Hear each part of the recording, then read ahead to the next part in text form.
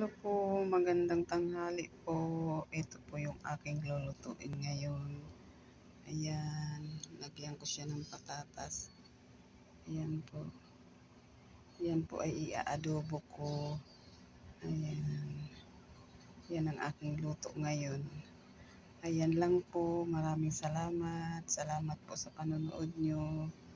Ayan lang po yung aking lulutuin ngayon mga amiga. Ayan, igigisa ko na po siya ngayon. Ayan. Ayan po, sinamahan ko po siya ng patatas. Ayan lang po. Ayan po, God bless po. Maraming salamat. Salamat po sa panonood nyo. Huwag niyo pong kalimutan i-follow ang aking